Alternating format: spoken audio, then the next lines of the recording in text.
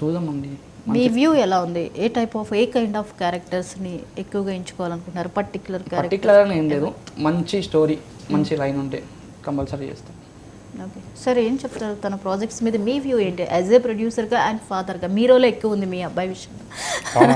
అన్ని నా మీద పెట్టేసేవాడు. ఫాదర్ ఓకే అంటే మొత్తం ఎట్లా అయిపోయిందంటే బొమ్మరెల్లు మీ చేతుల్లోనే ఉందంతా. అంటే అబ్బాయిని యాక్చువల్గా వాడు హీరో అవుతా అనుకోలేదండి. బేసికల్గా నేను చేద్దాం మీరు ఎప్పుడు అనుకోలేదా? అనుకున్నాను, ఎందుకంటే నేను కూడా చిన్న చిన్న పాత్రలు చేశాను, కాకపోతే డైలాగ్ లేని పాత్రలు చేశాను. ఓకే అనుకున్నావాడిని, కానీ నేను బలంగా నమ్ముతానంటే పిల్లల్లో ఏ రంగంలో అయితే ఇంట్రెస్ట్ ఉంటుందో ఆ రంగంలో పేరెంట్స్ ఎంకరేజ్ చేస్తే సక్సెస్ అవుతారని నేను బాగా బలంగా నమ్ముతానండి. వానికి ఇష్టం లేనిది బీటెక్ చేయరా అని చెప్పేసి బీటెక్ చేస్తా అని చెప్పిండు. లేదు నేను డాక్టర్ చేయరా అంటే బాగుండదు కదా, మన ఇష్టాలు అల్లరి మీద వద్దండి. ఇప్పుడు నాకు సినిమా అంటే ఇష్టం, నాకు చిరంజీవి గారు అంటే చాలా ఇష్టం. చిరంజీవి గారి సినిమాలు చూసుకుంటూ ఆయన ఏ బ్యాక్గ్రౌండ్ లేకున్నా కానీ ఎంత పెద్ద మెగాస్టార్ అయిందో తెలుసు, ఎలా అయ్యండో కష్టంతో. అలానే ఇప్పుడు బాబుకి ఇంట్రెస్ట్ ఉంటేనే చేయాలి, నాకు ఇంట్రెస్ట్ ఉంది చేయాలని లేదు, సినిమాతో ఇంట్రెస్ట్ వాడు చెప్పాలి చెప్పడం అనుకోకుండా అల్లా వక్కంట సినిమాకు ప్రీ రిలీజ్ ఈవెంట్కి వెళ్ళాడు, పాస్ దొరికింది, కానీ జనాలు ఎక్కువ రావడంలో పంపించలేదు. అయిపోయిన తర్వాత వచ్చేసి డాడీ నేను హీరో అయితే అంటాడు. హీరో అయితే అంటే ఏం మాట్లాడుతున్నారు అంటే, లేదు అందరూ పోతున్నారు, పెద్ద పెద్దలందరూ సెలబ్రిటీ కాబట్టి వెళ్ళిపోతున్నారు, నన్నేమో పోలీసులు నెట్టేశారంటాడు. అదే నన్ను బాగా ఆలోచించుకుంటే, లేదు డాడీ ఎట్లయినా హీరో కావాలంటాడు. అప్పుడంతా ఐ థింక్ 19 years ఎంత ఉంటాడు, 18-19 ఉంటాడు. సినిమా అంటే అంత ఈజీగా నాన్న, ఫస్ట్ నువ్వు ఇంట్రెస్ట్ ఉంటే ఫస్ట్ నువ్వు యాక్టింగ్ నేర్చుకో, తర్వాత షార్ట్ ఫిల్మ్ చేయి, తర్వాత ప్లాన్ చేస్తాను. నాకు చెప్పకుండా వాళ్ళ మదర్కి చెప్పేసి యాక్టింగ్ స్కూల్లో జాయిన్ అయ్యాడు, యాక్టింగ్ నేర్చుకున్నాడు. ఒక డైరెక్టర్ మాట్లాడుకుని ఆల్రెడీ 2-3 షార్ట్ ఫిల్మ్ చేశాడు. దాన్ని చేస్తూ నేను వాళ్ళు డాడీ నువ్వు ఈ పాత్ర చేయని చెప్పేసి, అంటే నాకు క్యూరియాసిటీ నాకు వచ్చాడు. చేసిన తర్వాత అదే షార్ట్ ఫిల్మ్ చేసిన డైరెక్టర్ ఒక సబ్జెక్ట్ ఉంది, కామెడీ సబ్జెక్ట్ ఉంది చేద్దాం అంటే సరే అని చేసేసాం. కానీ అవుట్పుట్ మంచి రాలేదండి, అందుకని నేను దాన్ని హోల్డ్ చేసేసాం. అది అయిపోగానే మధ్యలో ఇంకొక సినిమా ఆఫర్ వచ్చింది, రుద్రాక్షపురం అని. అది యాక్షన్ సీన్ బాగా నచ్చేసి నేను ఓకే చేసాను. సినిమా కూడా కంప్లీట్ అయింది, సెన్సార్ కూడా అయిపోయింది. దాంట్లో సార్ కూడా మంచి రోల్ చేశాడు. అలా చేస్తున్నాగానే ఈ ఆఫర్ వచ్చిందండి. నేను దీనికన్నా ముందు ఇంకోటి మరో చిత్రం ఒక సినిమా టైటిల్ చేశాను, ఆల్రెడీ అడ్వాన్స్ కూడా ఇచ్చేసాను. సుమన్ గారికి, కాళకే ప్రభాకర్ గారికి, గంటర్ కృష్ణ గారితో మ్యూజిక్ చేయించాను.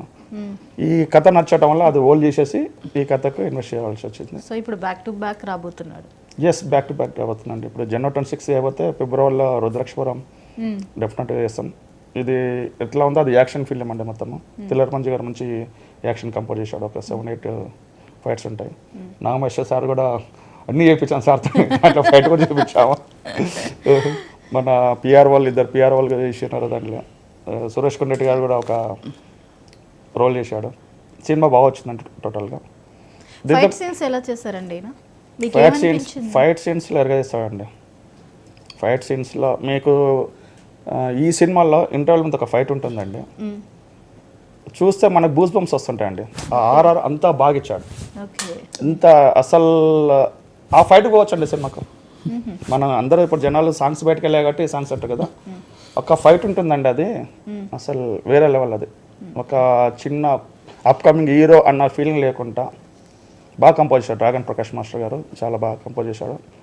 ఆల్రెడీ ఇంతమందికి దీంట్లో ఆల్రెడీ 5-6 పాయింట్లు రుద్రాక్షపురం చేయడం వల్ల ఆ ఎక్స్పీరియన్స్ బాగా వచ్చింది. తెల్లర మంజు గారు బాగా తీర్చిదిద్దాడు యాక్షన్లో, దానివల్ల హెల్ప్ అయిందండి ఆ సినిమాకు యాక్షన్గా.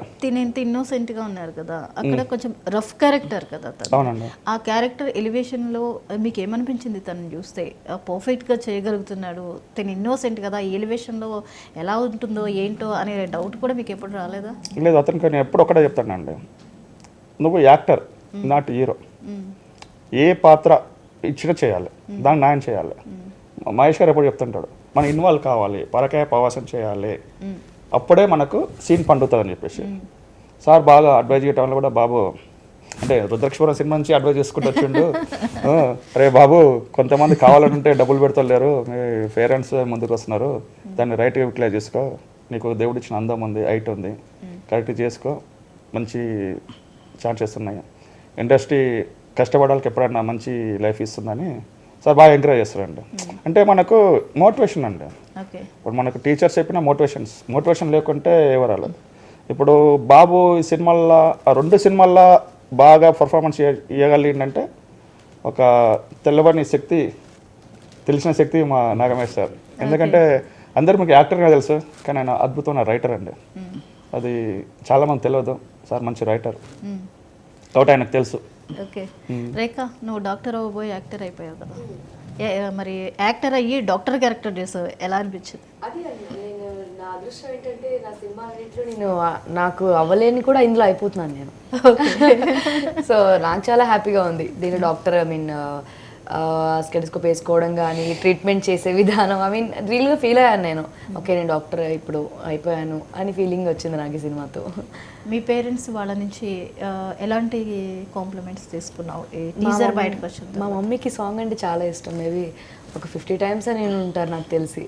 డేలో కనీసం ఈవినింగ్ నైట్ పడుకున్నప్పుడైనా నా సాంగ్స్ కానీ నావన్నీ సీన్స్ కానీ చూస్తూ ఉంటారు.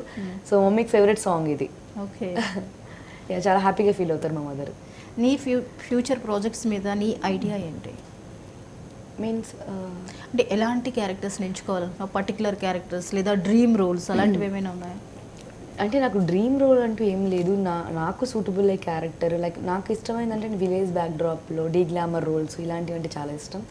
సో మేబీ కథకి నాకు యాప్ట్ అయ్యే క్యారెక్టర్ ఉంటే 100% చేస్తానండి నేను. సో పర్టికులర్గా నాకు ఇలా చేయాలి అలా చేయాలి ఇదైతేనే చేస్తాను అని ఏం లేదు. సో నాకు నా సెల్ఫ్కి నేను చేయగలను అనే నమ్మకం వస్తే 100% చేస్తాను నేను. మీరు కూడా యాక్టింగ్ ఏమన్నా నేర్చుకున్నారా, లేకపోతే అనుకోకుండా అలా లర్న్ చేసుకుంటూ వచ్చేసారా? లేదు, నేర్చుకోలేదు. చిన్నప్పటి నుంచి ఇంట్రెస్ట్ ఉంది. స్కూల్లో చిన్న చిన్న స్కిట్స్ చేయడం అలా ఇంట్రెస్ట్ ఉంది. బట్ ఇక్కడైతే నేర్చుకోలేదండి. ఓకే సార్, ఇంత మంచి ప్రాజెక్ట్, మీ మధ్య బాండింగ్ అలానే చాలా చక్కగా అనిపిస్తుంది. సో ఓవరాల్గా ఈ మెకానిక్ మూవీ గురించి ఆడియన్స్కి మీరు ఏం చెప్తారు? 100% వాళ్ళ కష్టపడి సంపాదించిన డబ్బులకి చాలా ఎక్కువ ఆనందాన్ని పొందుతారు మాత్రం నేను ఖచ్చితంగా చెప్పగలనండి. ఇది హ్యూమన్ ఎమోషన్స్ ఉన్నాయి, ఫన్ ఉంది, సాంగ్స్ అద్భుతంగా వచ్చినాయి, మంచి మ్యూజిక్ ఉంది. పిక్చరేషన్ డిఓపి అయిన శివరామ్ గారు చాలా అద్భుతంగా సినిమాకి తీశారు. అలాగే హృదయాన్ని కదిలించే సన్నివేశాలు రాశారు డైరెక్టరు మునిశేఖర్ రెడ్డి గారు.